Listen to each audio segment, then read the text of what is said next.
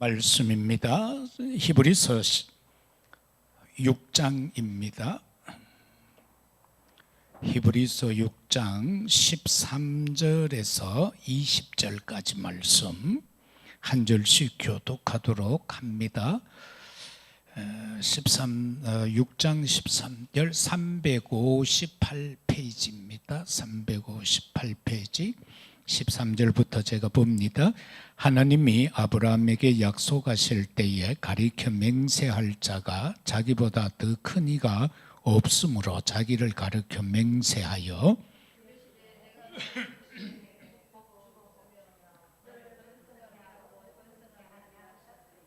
그가 이같이 오래 참아 약속을 받았느니라.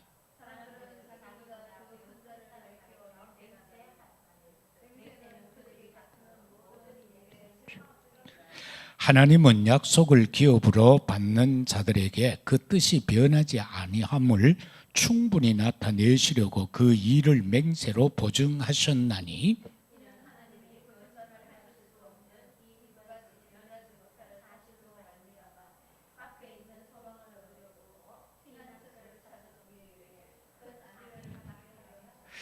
우리가 이 소망을 가지고 있는 것은 영혼의 닷 같아서 튼튼하고 견고하여 휘장 안에 들어가나니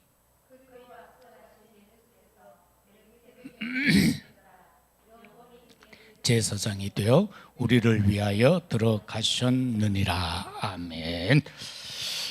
오늘 이 본문의 말씀을 중심해서 하나님의 확실한 약속,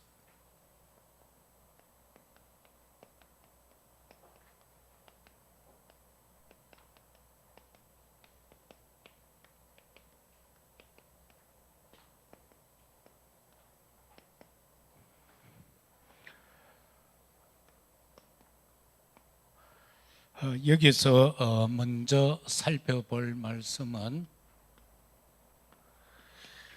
첫 번째로 하나님의 기업이 뭐냐? 우리 세상에 기업, 업 이런 게 많잖아요. 그러면은 하나님의 기업은 뭐냐? 라고 할 때 하나님의 기업은 예수 그리스도다라는 겁니다. 왜냐 하니까 창조 이후에 사단에 의해서 첫사람 아담 하와가 범죄하는 원죄에 빠져들게 되죠. 그래서 하나님을 떠남으로 이 세상에 죄, 저주, 재앙이 들어오게 되어진 겁니다.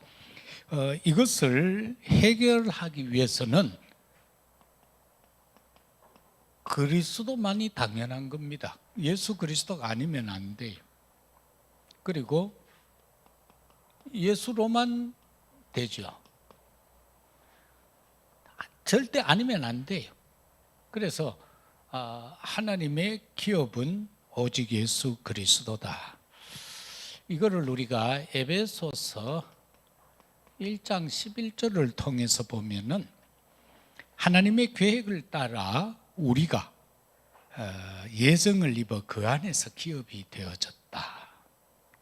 하나님의 계획을 따라 우리가 예정을 입어서 그 안에서 그리스도 안에서 우리가 기업이 되어졌다는 것. 그래서 우리 개개인도 다 하나님의 기업이에요. 우리 다 자신들이 다 하나님의 기업이다. 그리고 하나님이 보증한 게 있어요. 하나님은 보증한 게 계시는데 성삼위 하나님은 예수님도 그랬고요. 우리가 다른 사람이 보증 서지 말라고 그랬어요. 성경은. 왜냐하면 사람을 잃어버리기 때문에. 그런데 하나님은 우리에게 보증이 되셨어요. 요한복음 1장 14절에서 하나님이 친히 말씀을 입으시고 이 땅에 오셨잖아요. 인카네이션 하셨는데 그분은 어떤 분인가? 은혜가 진리가 충만한 자라. 그렇게 보증을 해 주신 거예요. 그런가 하면은 오늘 오전 예배 시간에도 말씀드렸습니다만 요한복음 3장 16절에서처럼 하나님이 세상을 이처럼 사랑했어요. 그래서 독생자를 줬어요. 그게 보증이에요. 그런가 하면은 로마서 장 8절이죠. 하나님 예수님을 십자가에 못 박은 것은 뭐요? 하나님이 우리를 사랑한다는 확증이에요. 그게 보증서예요. 예수님이 십자가에 못 박힌 것이 하나님이 우리를 사랑한다라는 보증서예요. 이것을 저와 여러분이 알아야 되겠고요. 그리고 저와 여러분은 다른 기업이 아니고 그리스도 안에서 기업이에요. 우리는 하나님 떠나서는 우리가 얻을 것은 기업이 유업이라고 표현할 수가 있죠. 하나님을 떠나서는 아무것도 안 돼요.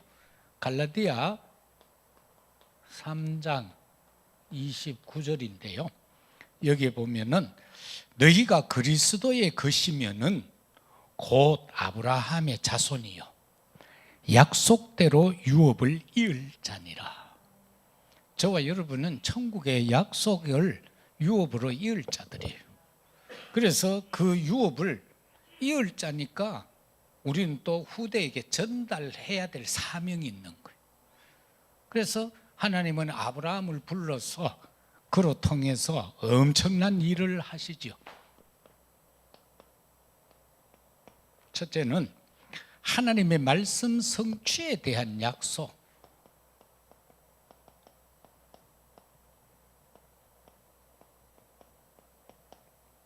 하나님은 당신이 하신 말씀을 다 성취시켜요. 그런데 그걸 약속을 하셨죠. 그 첫 번째 약속이 뭡니까? 하나님을 떠난 인간에게 되돌아올 수 있는 길을 여시는 약속을 해주셨어요. 그래서 그 약속이 여자의 후손을 보내겠다는 거고요. 어린 양, 희생양을 보내겠다는 거고요. 그런데 그분은 사람 같으면 안 돼요. 사람의 몸은 입었으나 죄가 없으신 동정녀 탄생하시는 분이어야 된다. 그런데 성취됐어요. 주는 그리스도시요 살아계시는 하나님의 아들로 성취가 된 거예요.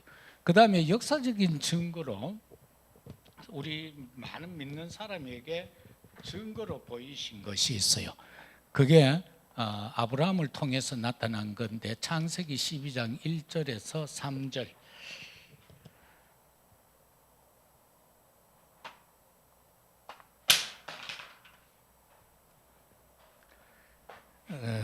여기서 우리가 갈대아 우르에서 나오라. 그리고 내가 지시할 땅으로 가라. 그러면서 축복을 하시죠. 복의 근원이 되겠다. 그리고 너를 저주하는 자는 내가 저주하고 너를 복되게 하는 자는 내가 복을 주고 그리고 창대하게 해서 모든 사람이 너의 자손을 통하여 복을 받게 하겠다. 이와 같은 엄청난 걸 약속했어요.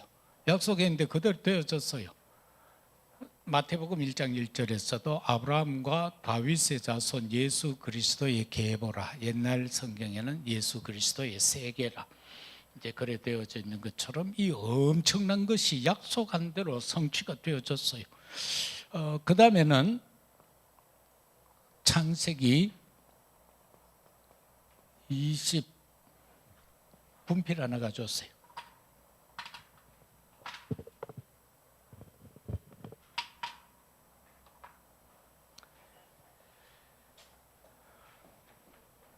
창세기 21장 1절에서 7절. 이걸 통해서 여기에서 네 자손을 통해서라고 했는데 하나님이 드디어 소돔 고모라 그 사건을 통해서 오셔가지고 앞으로 1년 후에 네게 자식이 있을 것이라고 약속을 하죠.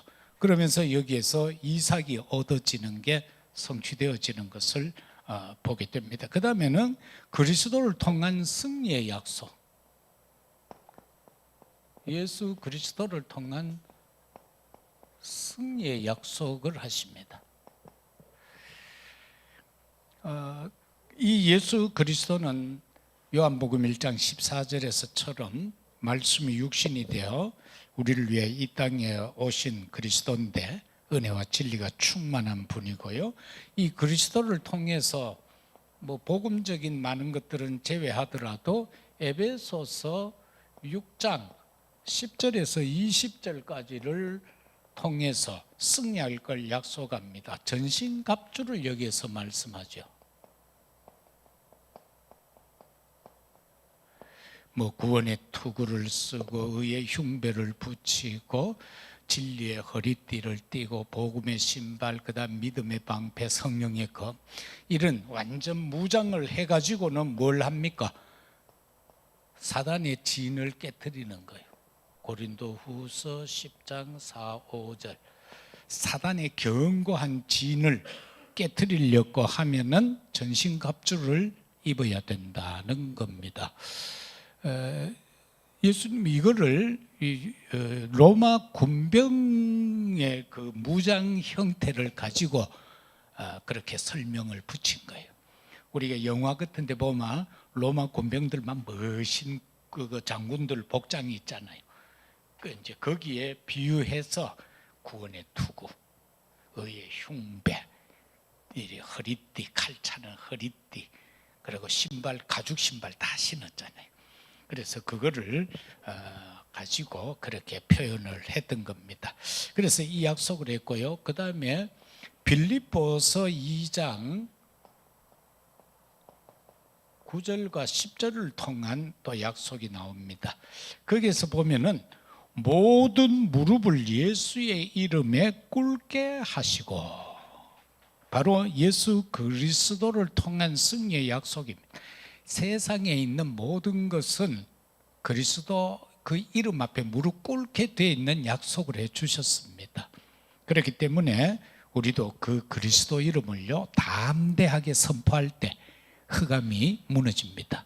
흑암이 깨트려지고요 사단이 무릎을 꿇게 된다는 거, 이거 확실한 겁니다. 그래서 이 승리의 약속을 굳게 붙잡아야 돼요.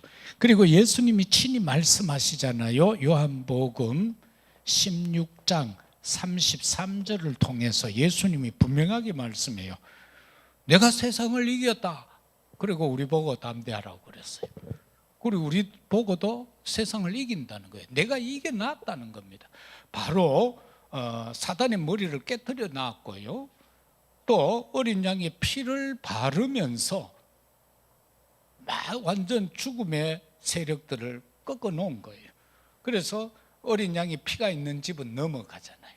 그 피가 발려지지 않는 집은 죽음의 사자가 가서 모든 장자, 짐승의 첫 새끼까지, 그리고 종의 첫 자녀까지도 다 죽는 그런 사건을 우리가 보게 되지 않습니까? 그래서 예수님이 이미 다 이겨놨다는 겁니다. 왜?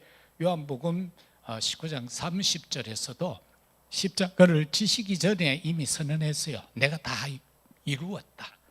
주님이 끝내놨습니다. 단지 우리의 믿음입니다. 끝냈다는 건 믿으면 되는 겁니다. 다 끝내놨어요. 더 쉽게 말하면요, 내 가정 복음화 끝내놨어요. 그거 믿고요, 정말 언약 잡고 기도하면 되는 거예요. 그러면은 승리는, 아이들 부르는 노래 있잖아요. 승리는 내 것일세, 승리는 내 것, 우리끼리 되는 겁니다. 그래서 걱정할 것도 없어요. 염려할 것도 없고요. 언약 잡고 기도만 하고 있으면 돼요. 이미 그런 사건들도 많잖아요. 우리 자녀 내가 책임지는 거 아니잖아요. 하나님 책임지는 거잖아요. 그래서 우리가 뭐 아무리 지금 내 마음에 안 맞는 자식이라 할지라도 정말 하나님 앞에 엄마의 눈물의 기도, 오거스틴을 변화시켜서 완전히 성인 되게 한 모니카의 기도처럼요, 어머니의 기도는 참 위대한 거예요. 그래서 우리가 정상적으로 24, 25 영혼의 기도 속에 망대 세우고 있으면은 승리하게 된다라는 것을 붙잡으면 되겠습니다. 하나님의 확실한 약속은 성령을 통하여서 약속됩니다. 왜냐니까 성령의 역사를 우리가 놓고 생각할 수가 있습니다. 이 성령의 역사 속에서 이 시대 하나님이 이루고자 하는 것은 237 나라 5천 종족입니다. 여기에 우리가 모든 포인트를 맞춰야 됩니다. 내 업도 여기에 맞추고 직장도 여기에 맞추고 내 모든 기능을 여기에다가 방향을 맞추고 망대 세우고 여정을 가게 되면은 하나님께서 그 속에서 모든 것을 이루어 가시게 된다라는 것을 보게 됩니다. 그 길을 걸어가노라면은 때로는 막 막힐 때도 있고 그렇겠죠. 그러면은 거기에서 하나님이 정하시는 길로 결단을 해서 걸어가면 되어지게 되겠습니다. 여기에서 우리가 분명한 것은 약속이 뭡니까? 오직 성령이 너희에게 임하면이라고 그랬습니다. 그래서 성령의 이 인도를 따라가야 돼요. 오직 성령이 너희에게 임하시면이라고 했어요. 이 성령의 어떤 역사 없이 움직이면 안 되는 거예요. 그래서 기도를 해야 그걸 우리가 깨달을 수가 있죠. 바울도 기도하니까 막혔는데 저 환상 중에 마게도냐 사람이 손짓하며 여기 와서 우리 도와달라고 한 것처럼 기도 속에서 하나님이 우리로 하여금 깨닫게 하는 겁니다. 그래서 이 약속을 잡고 하나님의 약속 속에 서게 되는 겁니다. 여기에서 열흘 동안 기도했는데 그 어마어마한 사도행전 2장 1절에서 47절의 역사가 여기에서 이루어지게 되었다라는 겁니다. 작은 것을 우리가 하나님 앞에 드릴 때 하나님은 그것을 통해서 하나님이 계획한 모든 것을 쏟아 부어 버린다는 거죠. 그 120명이 그곳에 모여가지고 열흘 동안 그렇게 기도를 했는데 하나님은 요엘서 2장 28절에서 요엘 선지자에게 약속하셨던 그 말씀을 사도행전 2장에서 성취시켜 버리는 겁니다. 그래서 저와 여러분은요, 하나님의 말씀을 막 100독, 200독 하는 것도 좋지만은 그보다 더 중요한 거는요, 내 삶 속에서 내가 하나님이 내게 주신 그게 있을 것 아니요. 그 뜻과 계획, 그 속에서 성취되어져야 할 메시지를 붙잡아야 돼요. 그래서 그 말씀을 붙잡고 기도해야 돼요. 그럴 때에 거기에는 우리가 상상도 못했던 역사들이 일어나지게 된다는 걸 보게 됩니다.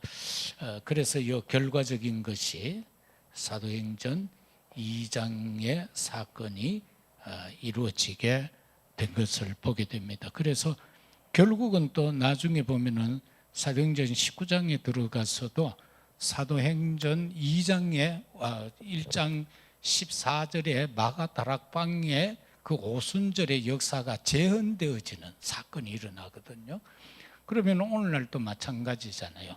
우리가 하나님의 약속이 성취되어질 언약을 붙잡고 우리가 그 심정으로 기도한다면은 오늘날 또 오순절의 역사는 우리에게 주어진다는 겁니다. 그런 힘이 회복될 때, 그 힘이 우리에게 주어질 때에 하나님의 작정하고 예정된 그 일들이 유업된 우리를 통해서 이루어지는 겁니다. 하나님이 기업된 우리를 통해서 이루어지게 된다라는 사실입니다. 그 다음에 말씀을 맺자면은 말씀 성취 따라가야 됩니다. 절대로 말씀하고 상관없이 가면 안 됩니다. 말씀이 어떻게 흘러가느냐, 그걸 따라가야 되죠. 그래서 우리도 이 세계 역사도 그렇고 교회사도 그렇고 이 성경도 배경사를 살펴보는 게 많이 중요해요. 어떤 배경에서 쓰여졌는가, 또 그 신학은 어떤 배경에서 이루어졌는가, 또 역사는 어떤 배경에서 이루어졌는가, 그걸 보면서 따라가면은 쉽다라는 겁니다. 그래서 말씀 성경 속에서 말씀 성취의 흐름이 있는데 그 흐름을 저와 여러분이 따라가는 것, 그것이 바로 하나님의 확실한 약속을 응답받는 길입니다. 그리고 기도 응답 따라가는 겁니다. 그래서 뭘 하든지 바울은 기도를 먼저 했죠. 일을 하기 전에 기도를 먼저 하고 그 기도 속에서 와지는 응답 따라서 바울은 진행하는 겁니다. 때로는 내가 막 가고 싶은 데가 있었잖아요. 아시아. 자기 고향 지역으로 막 가서 복음 전하고 싶었는데 하나님 못 가게 하잖아요. 못 가게 할 때 그는 기도하면서 하나님이 원하는 바로 북쪽 지역, 그 마게도냐, 빌립보, 고린도, 데살로니가 이쪽으로 간 거예요. 그 사역을 다 마치니까 하나님께서 안디옥으로 또 다시 빼돌리는 거예요. 그래서 기도 응답 따라 가야 한다. 그래서 우리가 기도를 그냥 막 하는 것도 좋은데, 그냥 기도 막 하는 것도 좋은데 좀 차분하게 해가지고 기도를 막 오래 안 하더라도 이 응답이라는 관점 속에서 기도하는 게 중요합니다. 이 응답이라는 관점을 놓고요. 그렇게 이래 하면은 많은 것이 깨달아져 올 수 있잖아요. 그 유목사님이 보면은 한 번씩 그런 이야기를 하잖아요. 자기는 호주머니 없는 옷은 싫어한다. 그래서 막 운동하다가도 생각나면 꺼내가 적는다라고 하죠. 그러니까 뭐 우리 이 목사나 김 목사도 뭐 그런 경험들이 있겠습니다만, 제가 홀로 이래 차를 몰고 몇 시간씩 어디 이래 장거리 타 지역으로 갈 때요, 이 막 찬송하며 기도하다 하고 가다 보면은 이 딱 생각이 떠오르는 거 있어요. 그럼 그걸 빨리 꺼내가 적어야 되는데 이래 보면 어떤지는 볼펜이 없을 때도 있고요. 어떤지는 보면 메모지가 없을 때도 있고, 이놈은 있는데 메모지가 없을 때도 있고. 그래가 막 가면서 계속 되뇌이는 거예요. 그런데 휴게소나 이런 데 가가 적으려고 보면은 까먹어버려요. 생각이 안 나요. 그런데 그게요, 그렇게 중요한 거더라고요, 내용이. 그래서 요즘은 이제 그 비밀을 알기 때문에 이제 막 넣어가 다니는데 수첩하고, 그래가 밤에도 자다가 또 뻘떡 일어나가지고 기도를 해요. 특히 주일 이 메시지 같은 거는 토요일 자다가도 뻘떡 일어나고, 뭐 어떤지는 새벽 2시에 또 일어나가 막 적다가 시계 보면 몇 시인고 싶어 보면 새벽 2시고 뭐 이런데. 근데 그게 필요하더라는 겁니다. 이 속에서, 기도 속에서 하나님이 주시는 거, 그 그냥 흘러버리면은 뭡니까? 내게 성취되어져야 될 게 다음 기도해서 생각 떠오를 때까지 미뤄지잖아요. 그래서 항상 우리는 어떻게 보면 좀 긴장한 상태에서 살아요. 막 뭐 복음 모든 것 누린다 하면서 막 허리건 풀어보고 퍼져 있는 게 아니고 항상 영적으로 긴장한 거. 그 영적으로 긴장하면요 절대 범죄 안 하겠죠. 우리가 사람들이 주로 말하는 윤리 도덕적인 죄를 우리가 긴장한다면, 영적으로 긴장한다면은 그런 데는 안 빠지겠죠. 그 느슨해져 버리니까 방종으로 빠지게 되고 이제 그렇게 되겠죠. 그래서 기도 응답 따라가야 된다. 세 번째는 전도에 있어서도 오늘 1부 때도 말씀드렸습니다마는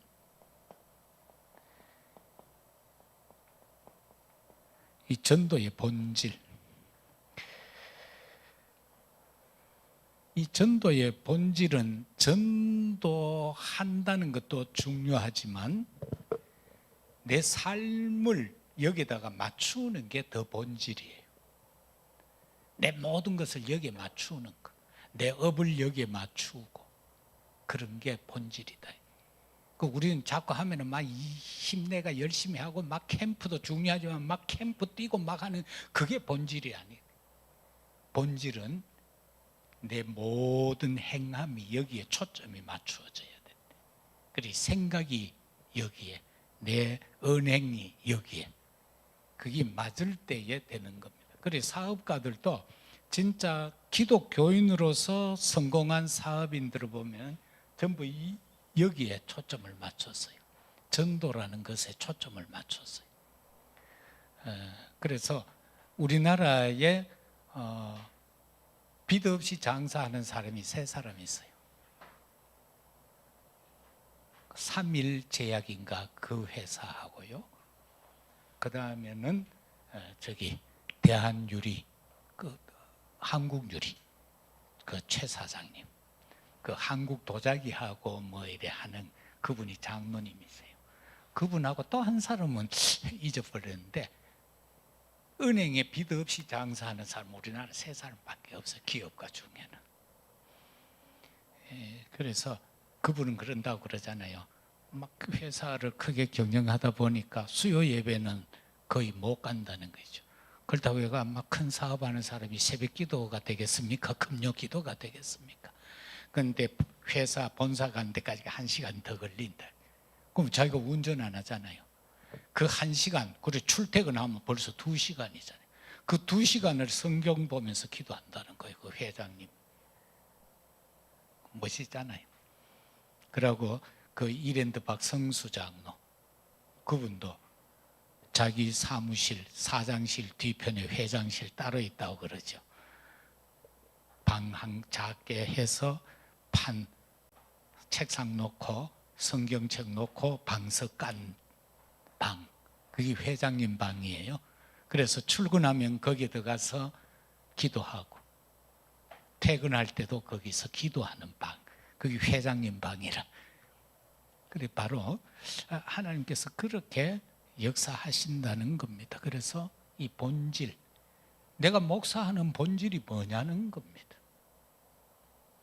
내가 중직자로서의 본질이 뭐냐는 겁니다. 이 전도에 초점을 맞춰야 된다. 오늘날 뭐 우리도 그렇고 모든 교회들이 지금 다 어려워요. 교인들이 거의 없어요. 지금 한국 교회도 위기가 왔어요. 그런데 우리가 처음 믿을 때만큼 이게 안 되고 있잖아요. 이 열정이 사라져 버렸잖아요. 저도 다락방 다 주고 보고 없잖아요. 그러면서 우리 딴소리 하면 안 되거든요. 그래서 이 본질을 찾아라. 그래서 내가 김 목사 보고는 네가 포항 떨어져 있더라도 주간에 며칠은 내서 뭐 어디를 가든지 포항에서 전도하라 말이야.